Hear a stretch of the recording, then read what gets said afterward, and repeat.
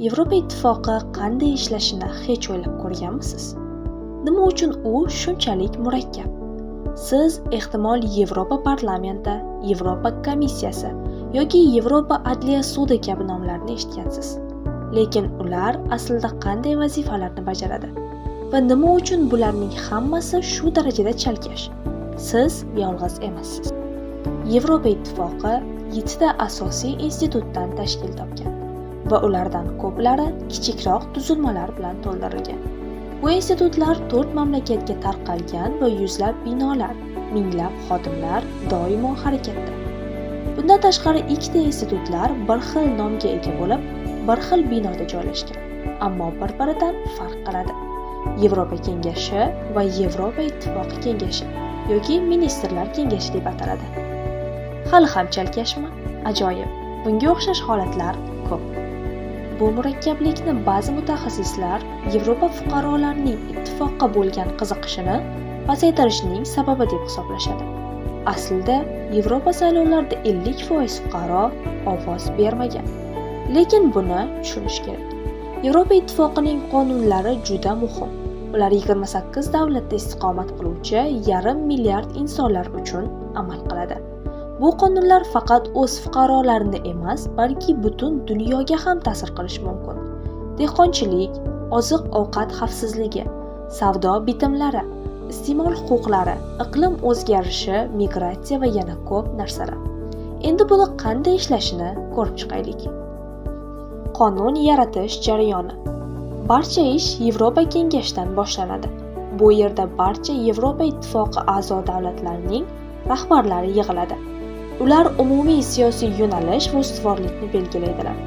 Keyin bu ustuvorliklar Yevropa Komissiyasiga o'tadi. Yevropa Komissiyasi yangi qonunlarni taklif qiladigan asosiy organdir. Ammo u qonunlarni qabul qila olmaydi. Bu huquqni Yevropa Parlamenti va Yevropa Ittifoqi Kengashiga beradi. Endi Yevropa Parlamentiga o'taylik.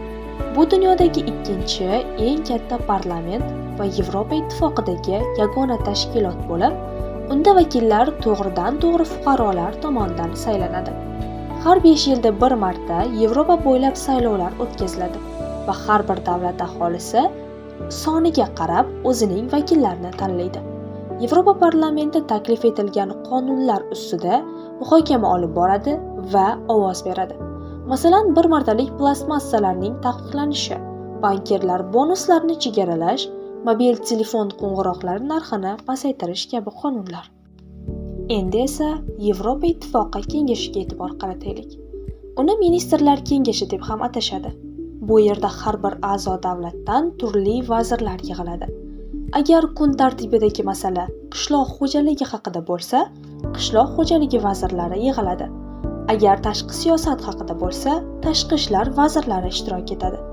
Ular Yevropa parlamenti bilan birgalikda yangi qonunlarni qabul qilishadi. Biroq barchasi siz va biz o'ylagandek murakkab emas.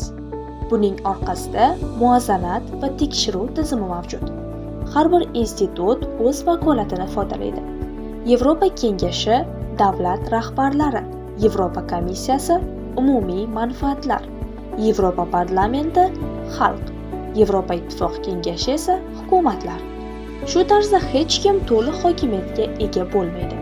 Har bir kishi o'z fikrini bildirishi kerak. Shuning uchun Yevropa Ittifoqi juda murakkab va sekin ishlaydi, lekin har bir davlatning so'zi eshitiladi. Ammo bu ro'yxat tugamaydi. Yevropa Ittifoqida yana ko'plab boshqa institutlar ham mavjud. Yevropa Adliya sudi barcha qonunlarga rioya qilishni ta'minlaydi. Agar kerak bo'lsa, milliy qonunlarni Yevropa qonunlariga zid deb topib, bekor qiladi. Yevropa Markaziy banki Yevro pul birjasini boshqaradi. Yevropa auditori Yevropa Ittifoqi byudjeti qanday sarflanishini tekshiradi. Bularning barchasi birgalikda Yevropa Ittifoqining tizimini tashkil etadi.